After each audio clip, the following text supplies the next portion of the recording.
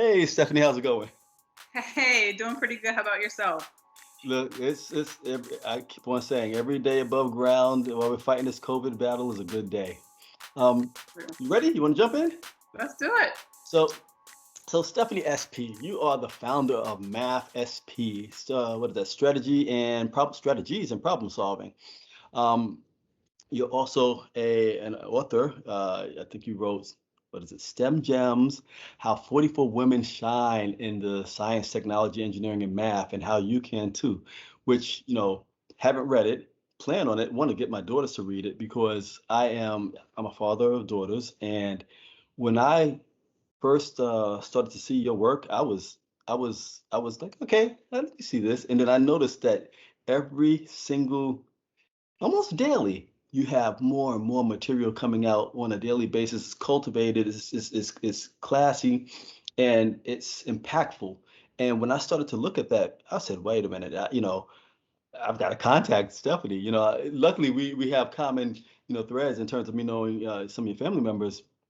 But you know, at being a person who's on a board, NAMIC, National Association of Multi-Ethnicity and Communication, where we thrive on education and networking and bringing people together, when I see the work that you're doing out there, it was a natural fit for me to say, let me get Stephanie out here, talk about what you're doing, let people see it, and hopefully grow, and spread your message. So, with that said, I want to bring you back a couple of years, right? Eh, In your household, when you were growing up, you have a family full of technical people, right? I mean, your mother and father are engineers. Your uncle, if I remember correctly, he was the second person of color to graduate from Georgia Tech, right? And so, what was it like living inside that household where you have all of these amazing, critical thinking minds around you all the time? It was very natural. It's so interesting. I get that question quite a bit, and when you are growing up in a home, everything seems normal. It's not until you leave your home that you realize how abnormal. I could imagine. But growing up in my home, it seemed pretty normal. And of course, I would go to my friends' houses, and things were different. But for the most part, grew up middle class neighborhood in Decatur, Georgia. Yes, both my parents are engineers, uncles, aunts, also in STEM fields. So, I mean, we definitely had a lot of intellectual conversations in my house. It was a lot of deep thinking, a lot of critical thinking. The things we did for fun were oftentimes STEM based. Of course, back in the 90s, STEM wasn't even a term. So, you weren't using that term to describe the things we were doing, but they were definitely logic based games, thinking games. We played a lot of chess growing up. Um, we, of course, did a lot of math just in everyday life. We would go to the store, calculate percentages off of certain products, and we would be able to calculate that in our heads. And at home, even when we were cooking and measuring, there's math involved with that. So math was just a part of our everyday world without even knowing or thinking about it. My mom is actually a math major as well as a chemical engineer major. So my mother always incorporates math into, again, just like everything that we do. She also does a lot of sewing, so there's a lot of math involved with that. Um, so it was very natural progression or natural integration of STEM concepts just because of who my parents are and the things that they enjoy and they love and how they infuse that into us. My dad would have us help him fix the car, for example, and there's a lot of physics when you're talking about finding out what's going wrong with the car, or replacing a part, or pass me that hammer, or help me figure this out. So and this is all pre-internet, right? And then when the internet kind of boom happened in the 90s, then we got into that. My dad was an early adopter of the internet, so back when people were like, what is this and how does it work, and kind of not necessarily interested in learning more about it. My dad was one of the probably early people to really appreciate it and then pass that on to us and to our friends and neighbors. So it was just a very normal home for me, but a lot of curiosity, a lot of problem solving, critical thinking, just in our daily living. And then when you extend that to our extended family, aunts and uncles, cousins, my cousins are pretty similar in that regard. You know, we get together, and if you look at all of us today, so many of my cousins are also engineers, math majors, scientists, so computer scientists, you know, in tech. So it's like it was something that really my Atlanta-based family, and my uncles and aunts that are here, that are local, it was just something that we were brought up doing, not just in my home, but also when I went to my aunts and uncles and homes and my grandmother's home. And so it was everywhere in my immediate family, in the area. So, yeah. So, so you leave MIT, right? And you're working in the corporate environment, right? Yeah, I think you were overseas working for BP or one of the other chemical-based companies. And you look to your right, you look to your left. What do you see? What do I see? What do you see? Do you see a lot of people looking like you? Not at all. Not at all. And that was a big shock to me because you mentioned MIT. At MIT, we had a pretty equal balance of women and men in terms of undergraduate students, not in terms of graduate students or in terms of faculty members, but in terms of undergraduate students, there was a pretty decent balance. Now, of course, there weren't that many students of color, or really, I should say, African American students, because there were a lot of Asian population was well represented. But in terms of African Americans or Africans or Caribbean Americans or Caribbeans, you know, not a big population there. But when I got into the workplace, not only was there a lack of other people of color, African American, Latina, et cetera, but there weren't a lot of women either. So that was a kind of a shock to me because in my classes at MIT, there were quite a few women. Like I said, it was a pretty decent balance, especially in my major. Chemical engineering attracted, at least for my year, a large number of women. And in fact, chemical engineering in my year attracted a pretty decent number of African American students. So I had several in my classes. I was never the only one in college. But then when you get into the workplace, the landscape is vastly different. And so that was a big surprise to me, a big culture shock to me. And that happened time and time again. So it's, you know, it's one of the reasons why I do what I do now, because, you know, when you're not expecting that and when you don't have the right support system in place, you know, it could really start to weigh on you. And you start thinking about how can you fix it? You know, at least for me, that was my thought. It's like, I don't like this.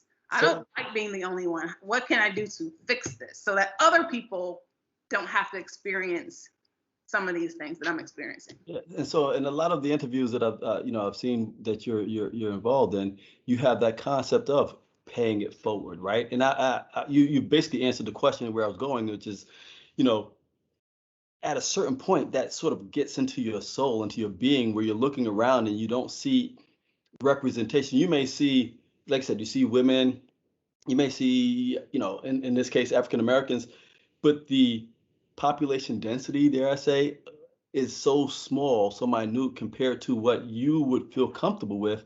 It sounded as if that was at least part of that launching pad that said, you know what, my passion is starting to drive me.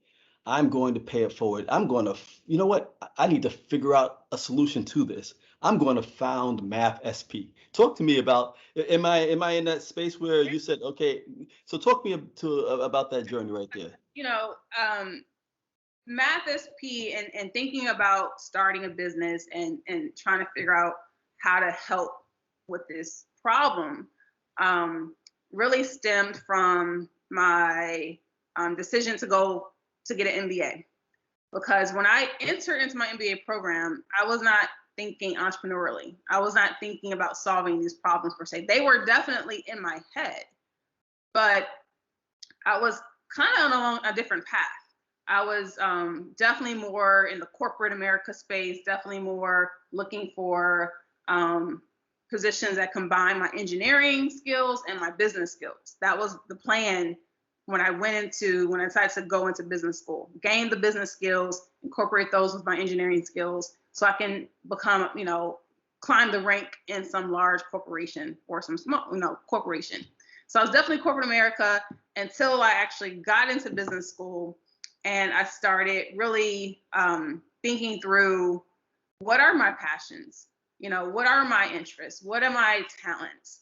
And, in business school, you have career coaches, and you have conversations with a career coach as part of, your classes or part of being in the program. And so I sat down with this person and just talking through all of that, and something I had never really talked out loud before about passion, interests, hobbies, talents, and kind of where do they all overlap. And after that conversation, and I really kind of got back to those experiences and how, in terms of my passion, like those experiences came back into the conversation at that point in time. And from that conversation really came this idea to start Math SP. And because the business school I was in, that was what a business school at Emory University, was extremely entrepreneurial focused. So it's in the culture, it's in the air, it's in the spirit of being there. You sort of believe that you can be an entrepreneur. It's just, again, part of the culture of the school. So deciding to start a business wasn't this crazy idea. It was very normal because of my environment. And starting Math SP, again, because a lot of my peers were also starting businesses. A lot of my peers were also entrepreneurial minded. And so again, that I just was in that world, in that bubble. So when I had that conversation with a career coach and started thinking about it, it was just like this big aha moment for me. And I just ran with it. I was probably 28 at the time, late 20s, no kids, wasn't married. What do I have to lose? If I don't, I have to do this because it's in my head. And if I don't at least try it, then it will be this lingering what if thing for life, So I can't live like that. I gotta try it out so I can be at peace. So talk me through Math SP. I'm going to your website. What am I going to learn about Math SP? Yeah, so the thought behind Math SP was helping students. If I want to see more students of color and girls go into STEM, part of the issue of going into STEM career is having a foundation in math and science. So I felt like, okay, maybe I didn't know what the challenges were. I didn't know necessarily why there weren't enough people of color, African Americans, girls. I didn't know why they weren't choosing engineering like I did. I didn't know at the time. I hadn't read the studies. So I just said, in my mind, I said, well, I think it's because they don't like math. They don't like science. Maybe because they don't, they don't understand it. So maybe if I can help them understand it. And I've always loved education. I've always loved teaching. Growing up, another thing that I love to do is line up my dolls in my room and I would teach them. I would just make up conversations and I would make up homework and teach them. And then when my friends came over, they would be my students as well. So my best friends will tell you that they were always my students growing up, and I never let them be the teacher. So teaching, and I got that from my mother, because my mother used to tutor kids all the time on the weekends. So I would see her teach or tutor a student on a Sunday afternoon, and I kind of wanted to be like her. So I was mimicking my mom, what I saw her doing. So anyway, it's always been something I love to do. And so I was like, if I can teach more girls, more people of color, African Americans specifically, to love math and understand math and get excited about math and science, then maybe they'll decide to go into STEM, so that we don't have this gender gap, we don't have this racial gap, because we get more people, So in my mind, that was the biggest problem, was just helping them to love it as much as I love it, helping them to see what I see. So Math SP came from that, helping people to see the world the way I see the world. And then if I can get them very proficient in the content, then they'll go become engineers, they'll go become scientists, they'll be technologists, right?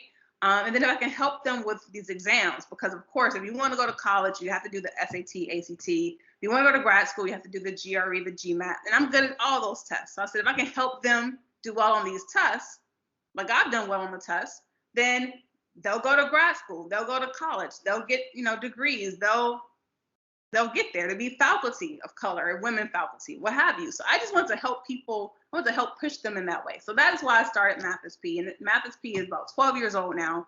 So it is, it's definitely part of the problem. It's not the only problem for sure, but it's definitely part of the problem is content mastery, and Math Espy helps with content mastery.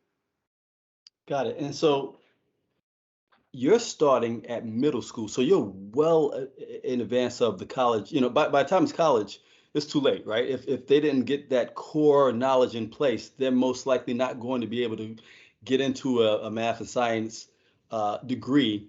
So you're starting in at middle. So talk me through. You have middle school, high school, then you're getting into college. How long will a person in your program remain? And are there opportunities for the kids to come back and be mentors to individuals? Or you walk me through your process as they matriculate through your program. Well, they start at different points. We start working with students as early as middle school. I would say fifth or sixth grade. But some people come to us in 10th grade, 11th grade. Not everybody comes in 5th or 6th grade, right? So some students do, and the idea is that they're with us from that point all the way through at least high school. But at any point, whatever point they start with Math Espy, the goal is to have them, support them throughout the rest of their journey through into college. Help them, with the application process and get them into college, and even support them while they're in college if necessary, right? And so, so that's the goal, is that they know we're here. They know we're here to help.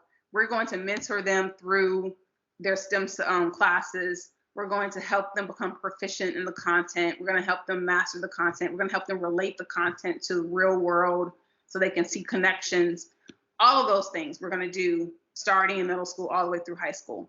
And, we would love it if they finished college, they became STEM professionals, they came back to pay it forward. That's the dream. That's great, lovely. And it's not expected. We don't require or expect that, because they'll finish college. They may not go into a STEM profession. They may, do something different. That's okay too. But if they do go into a STEM profession, we would welcome them back to Math Espy to now be on the other side of things, on the mentoring side, on the coaching side, helping more students along the way. So you a couple of seconds ago, you mentioned a point about whether they go in or they don't into a STEM profession. Mm-hmm. One thing I find, I have an electrical engineering degree, right? And what I found is that discipline, going through the rigors of getting that degree, helped with critical and what I call computational thinking, right? And so walk me through some of the benefits of that, because you at this stage, you live this, even when you were growing up and you're playing chess and you're talking about the hammer, etc. At that point, I was like, wow, in your world, you see the matrix. Everything, in some cases, becomes a math problem, whether it be probability and statistics, et cetera, right? You're thinking in terms of computational critical thinking. And it sounds to me, at least, that you look and say, well, the probability of this happening is X, Y, Z, thus it goes into some of the decision making that you make. Am I close to where you are? And how does that help out, especially in degrees, yes, but in some of the careers that you could have in communications? You still have individuals who can become IT professionals. They can be in computer science, etc. How does that critical thinking infused early on help them gain in their intermediate and longer term life? Well, the thing about when you're able to think critically, right? When you're not in a box, when you don't have to be spoon fed every little thing, right? When you're able to see something, see a problem, and think through many different options, many different ideas, many different ways to approach it. I mean, that's what we need more in the world. I mean, that's why we don't want STEM to be the kind of thing that's only for a certain type of person, only for men, only for white men. No, because the more diverse group of people you have in a room that's tackling a problem, the more perspectives you're going to have tackling that problem.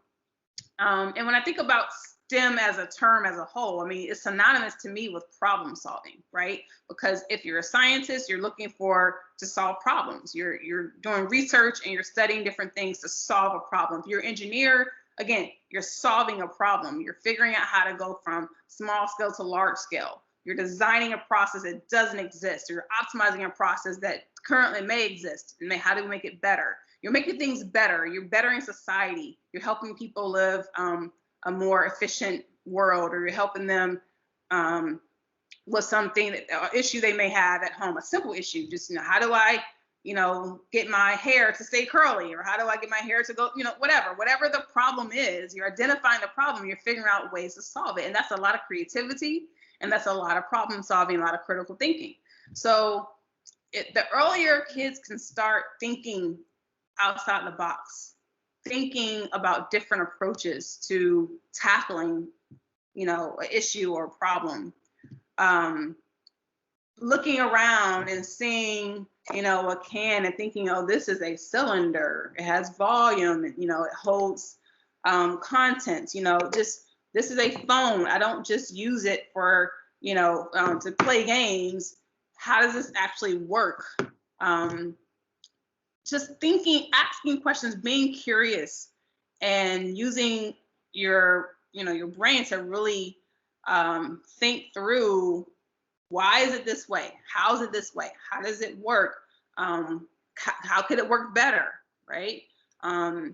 There's my daughter's 7 years old, and she's a very good thinker. Like, she's like, I don't like the way this is. This should be this way instead. I said, well, you should create it. You identified a problem. You wish it was this way. So now you need to create a solution, come up with a solution, or research to see if someone else will come up with the solution. And if not, come up with the solution. So it's seeing things like that. It's identifying, oh, this doesn't work for me. This is too this, it's too that. I wish it was more like this. Well, then create it. Round number. How many students do you think passed through your program? Thousands. Thousands.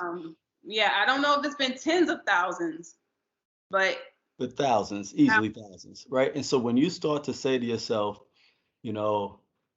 I was working in a corporate career, I decided, what, my passion is leading me in a direction where I'm going to found a company. I'm going to write a book to let people see where my heart and where my mind is at. I'm even going to create what STEM Gems Club to get individuals more involved and have that collaboration and that unity of thought, whether it be virtual, physical, etc. You're impacting thousands of families. That's the way I look at it, right? Because let's say, for example, 10, 15, 20% of those individuals actually go on to college. X% of those actually graduate. They are matriculating through their corporate world. They have that ability to turn around, look back, pull people, along with them, and maybe even pay it forward, whether it be through your program or other programs.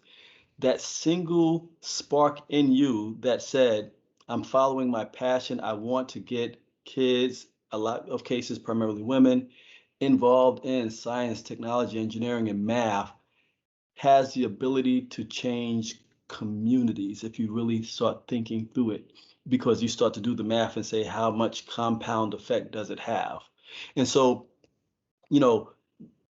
A, they're getting into an awesome career or a set of careers that they can get from STEM, but B, the salaries that you gain from these types of jobs are typically higher than the national average when looking at it. Whether you're looking at male, female, African American, whatever the ethnic group is, it's still because of that science, technology, engineering, math background that is still a little higher. And so we applaud you for being a hallmark, being an ambassador, being a pioneer in the STEM industry. I know that when times get hard and people are looking around trying to figure out, is this right for me, or I have a problem, solving, you've made something that they could always look back on to remind themselves that, hey, you can do this. It was a bracelet or something. What was your thought process on that? Yeah, you're talking about I call it the empowerment bracelet. And it is just for that. There's been many a times I've sat in a classroom or a work meeting or, whatever it is. And you start feeling like, especially if you're the only woman in the room, only person of color, or, you don't necessarily fit in, so to speak, or it's not as comfortable as you would like to be. So just, this is an example. So I'm wearing a necklace that my mother gave me. This has special meaning to me because my mother gave it to me. I rarely ever take this off. It's just that special to me. So I created this empowerment bracelet that gives people the same sort of feeling. So when I wear this, I have certain emotions, certain feelings that are attached to this. Well, the bracelet, when girls wear the bracelet, it's designed to help them feel connected to other women and girls. Even if they're the only one in the room, they still have this symbol of community, this symbol of empowerment, the symbol of confidence. So it's almost like a superpower, right? You wear it and you gain the superpower, so you can walk in that room, you can do that presentation, and it just gives you that power you need. It's like having a special shirt or a special hat or a special, neck, whatever it is for you. Tie for some men, and wear my lucky tie to this board meeting that I have today. That's the idea about the empowerment bracelet. You wear it when you have that physics test.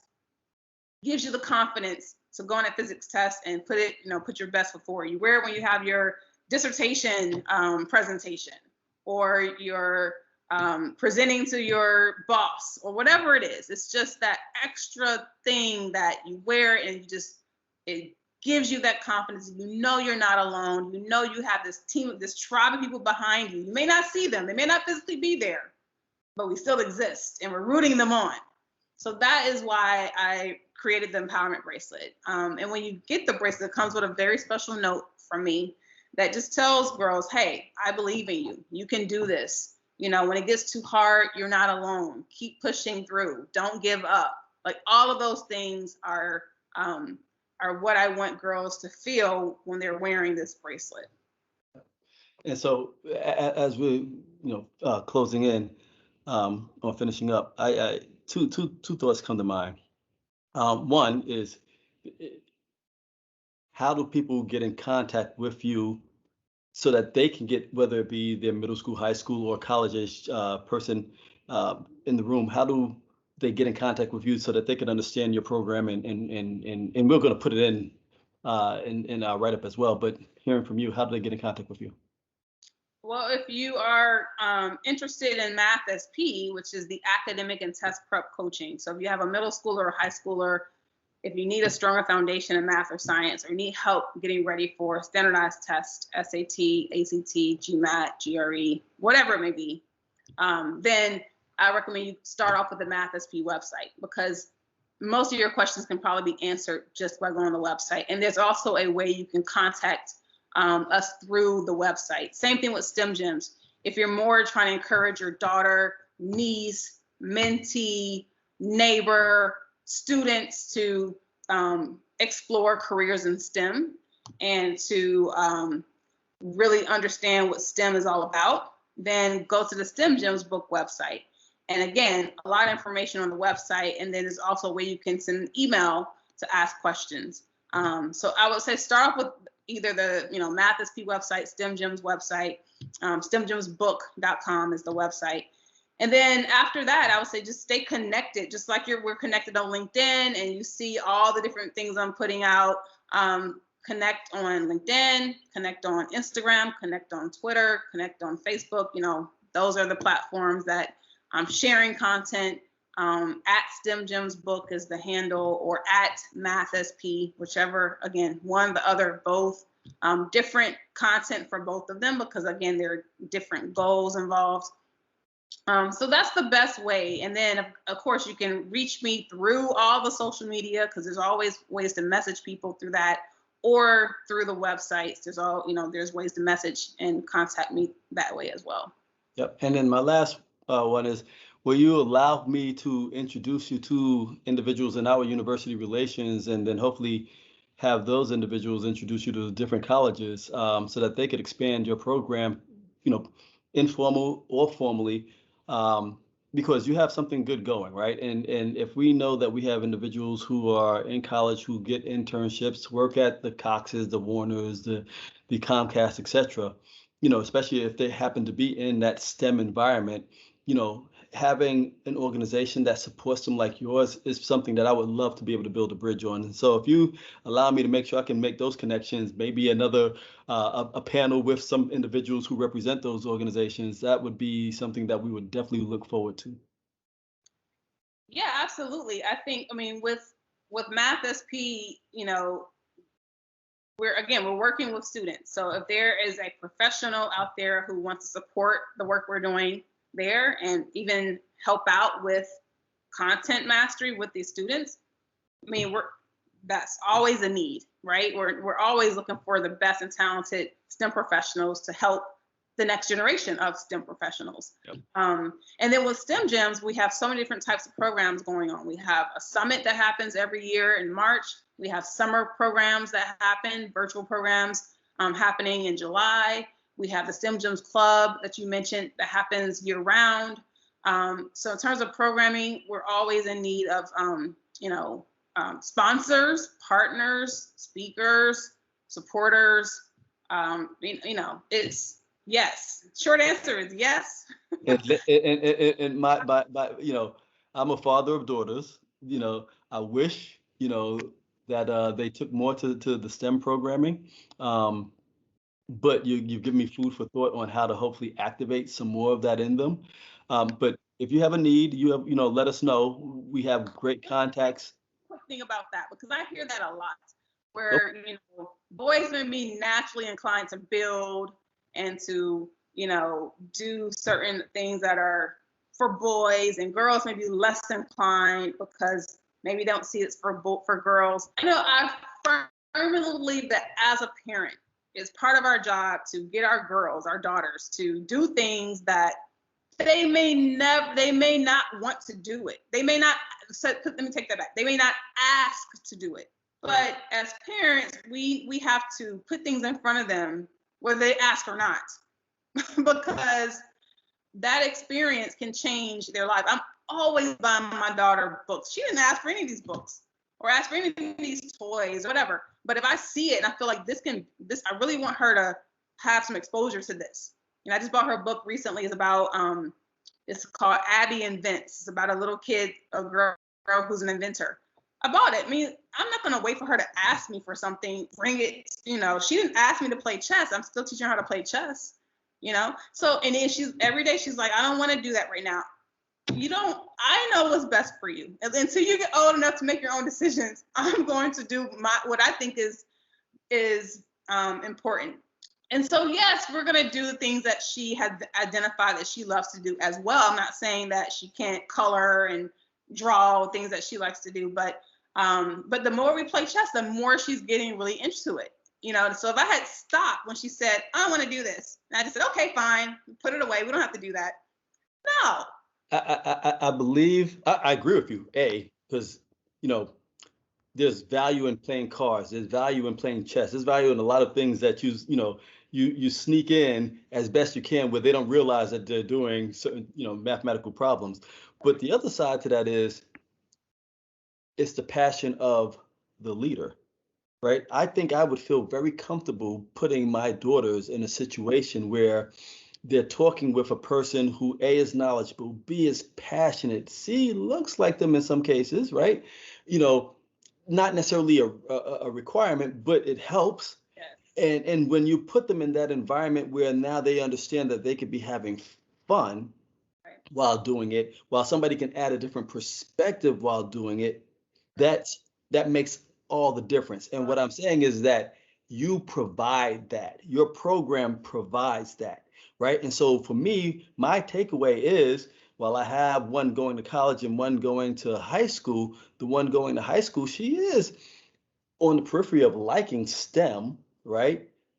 But it may not be, it's still a taboo, dirty word in certain circles, like, oh, you like STEM or whatever. But no, you make it so that it's not a dirty word. And so I want to lean in on that with my own family, but B, see how I could help expand that out for multiple families, because we've already had the conversation that says that if you're talking hundreds, thousands, and we start to look at that in terms of people who now have that ability to go to college, get that level of education in terms of those fields, and then get those jobs from a salary perspective, and either lean back to pull somebody or pay it forward, but now you're changing the entire conversation, right? And so I'm That totally there with you. makes sense. Yeah. You know, who you are in, who you're around, who's in your tribe, or who's the person in front of you leading you makes a huge difference. You know, and it's, I mean, that's why some people can, you know, love math or hate math depending upon who's teaching it to them. You Yeah, know, I had that experience with physics actually. I did not care for physics I hate it. because it was not taught in a way that I grew to really enjoy it. I did not enjoy the class at all, but I thoroughly enjoyed organic chemistry and general chemistry. And, you know, so yes, who the person that is, you know, instructing or teaching or coaching makes a big difference in how a child or anybody perceives or receives that information. So I definitely try to make it very engaging, very fun, very personable, very interactive, so that they love it, right? I don't want them to go through it and be like, oh, I hate that stuff, or oh, I don't want to do that. You know, STEM sucks. Oh no, wait, no, it's supposed to be like the opposite of that. You go through this and then you're like, wow, that's so cool. Wow, wow, wow. Yeah, now I can totally see myself going down that path. So that's the whole idea. So you're absolutely right in what you said. And the present, basically, was saying presentation matters. How it's presented, who is presented from, matters greatly. And if it seemed like a forced like thing, you know, like eat your peas, you know, then it's gonna be perceived that way. But if it's not that way, if it's not forced, if it's more an environment that's fun and engaging, interactive, and then you see other girls like ooh ooh ooh, you know, so you may have been reserved or hesitant, but now you're around other people who are like you're feeding off of their energy, and so all of a sudden you're like, wow, like you're just like them now. So you've kind of gravitated and used their energy to help you realize how interesting it could be. So I totally understand what you're saying, and I think we're you know, we're in agreement on that. And I just want to say that, you know, I have parents say, well, my child doesn't really have an interest in STEM, but doesn't mean she can't. She just hasn't had the right environment, hasn't had the right experience.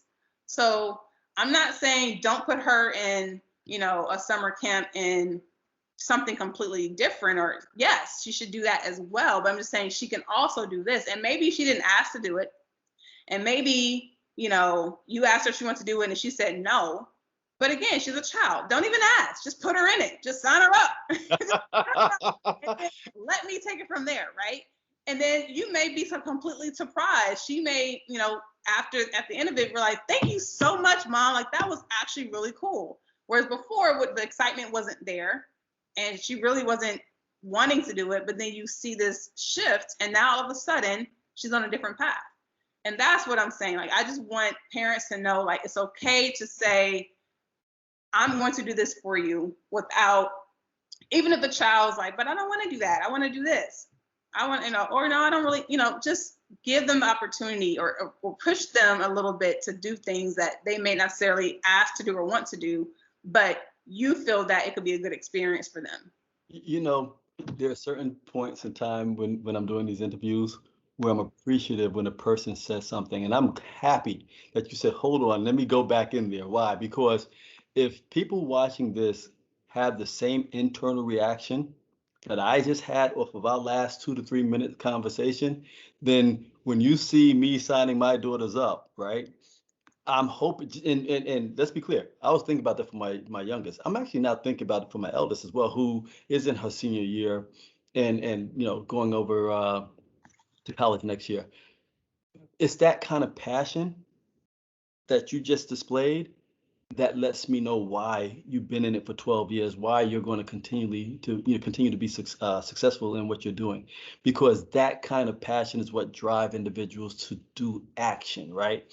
You know, it's rare that you find individuals who were successful in leaving their corporate 9 to 5 to go work in their passion and have that blossom like your work is blossoming.